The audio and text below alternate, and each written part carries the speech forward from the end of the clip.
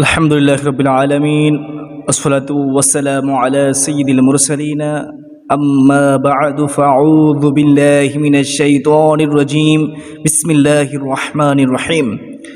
সুপ্রিয় দিনী ভাই বোনেরা, আজকে আমরা শিখব আমাদের এই দাঁতের ব্যথা, আমাদের এই দাঁত আমরা কিভাবে মৃত্যু পর্যন্ত আমাদের এই দাঁত আমরা ভালো রাখতে পারি। প্রথম যে কাজটি আমরা ছাড়তে পারবো না, নবীর গুরুত্বপূর্ণ সুন্নাহ, রাসূল সাল্লাল্লাহু আলাইহি ওয়াসাল্লাম মেসওয়াক করতেন। প্রথমত আপনাকে মেসওয়াকের গুরুত্ব দিতেই হবে। দ্বিতীয়ত আমি একটি আমল আপনাকে বলবো, যে আমলটি করলে ইনশাআল্লাহ আজ্জা ওয়া জাল্লা মৃত্যু পর্যন্ত আমি গ্যারান্টি দিতে পারবো, কারণ এটা অনেক পরীক্ষিত একটি আমল। যদি আপনি করতে পারেন ইনশাআল্লাহ আজ্জা ওয়া জাল্লা আপনার দাঁতের ব্যথা কখনোই হবে না, আপনার দাঁত মজবুত থাকবে, শক্ত থাকবে। এক, মেসওয়াক করবেন। দ্বিতীয়ত যে আমলটির কথা আমি বলবো, যে করতে বলবো, যদি সেইভাবে করতে পারেন ইনশাআল্লাহ আপনার দাঁতের ব্যথা থাকবে না, আপনার দাঁত মজবুত থাকবে মৃত্যু পর্যন্ত। ঘটনাটি মনোযোগ দিয়ে শুনবেন। আল্লামা ইকবাল আহমদ নুরি একদিন রাস্তা দিয়ে যাচ্ছেন। নাম কি? আল্লামা ইকবাল আহমদ নুরি একদিন রাস্তা দিয়ে যাচ্ছেন। তিনি দেখলেন একজন বৃদ্ধা আখ চিবি চিবি খাচ্ছে। হঠাৎ তিনি দেখতে পেলেন যে একজন বৃদ্ধা লোক সে আখ চিবি চিবি খাচ্ছে।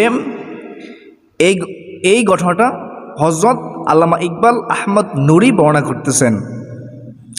তার বয়স, ওই বৃদ্ধার বয়স 90 বছর বয়স।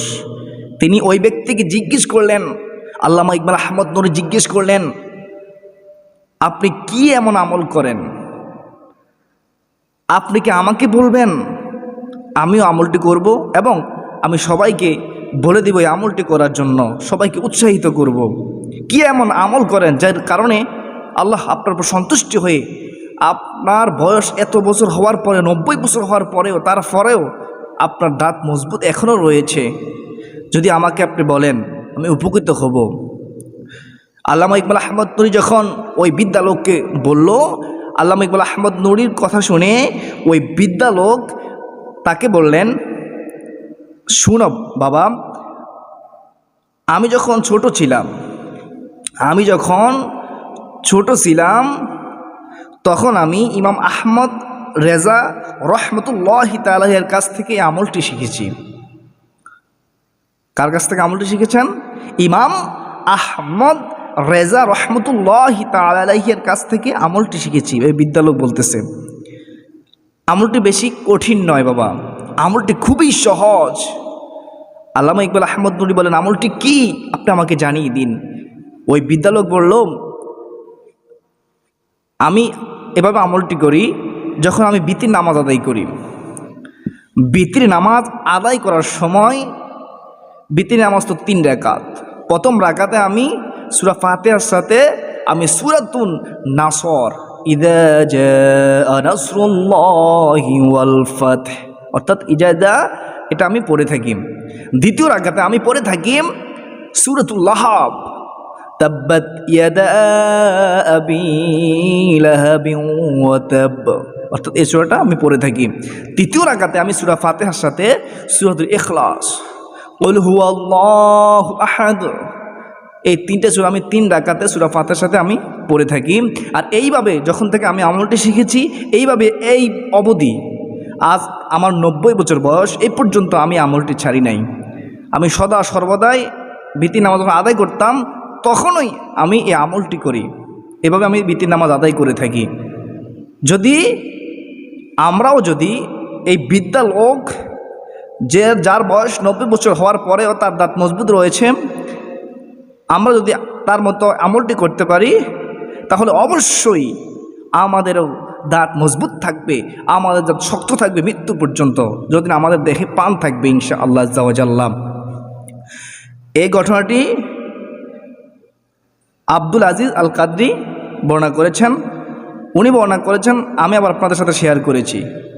আল্লামা ইকবাল আহমদ নুরি তিনি আমলটি শিখেছেন এবং তিনিও আমলটি করেছেন এবং সবাইকে তিনি জানিয়ে দিয়েছেন আমলটি করার জন্য, উৎসাহিত করেছেন। তাই আমি আপনাদেরকে জানিয়ে দিলাম, আপনাকে উৎসাহিত করলাম, আমিও করব, আপনারাও করবেন। আল্লাহ তাআলা আমাদের সকলকে বিতির নামাজ এই নিয়মে আদায় করার, এভাবে করতে হবে এমনটি না, কিন্তু এটা কিন্তু পরীক্ষিত একটা আমল। আপনি যদি করতে পারেন ইনশাআল্লাহ আজ্জা ওয়া জাল্লা আপনার দাঁতের ব্যথা কখনোই হবে না, আপনার দাঁত শক্ত মজবুত থাকবে ইনশাআল্লাহ আজ্জা ওয়া জাল্লা। আল্লাহ তাআলা আমাদের সকলকে সঠিক বুঝ দান করুক। আল্লাহ তাআলা আমাদের সকলকে দৃঢ় বিশ্বাসের সাথে, আশ্বাসের সাথে আমলটি করার তৌফিক দান করুক। মনে রাখবেন, যিনি আমাদেরকে অসুস্থ করবেন তিনি আমাদের সুস্থ করবেন। যার হুকুমে আমরা অসুস্থ হই তিনিই পারেন আমাদেরকে সুস্থ করতে। রোগ বিনিময় একমাত্র আল্লাহ।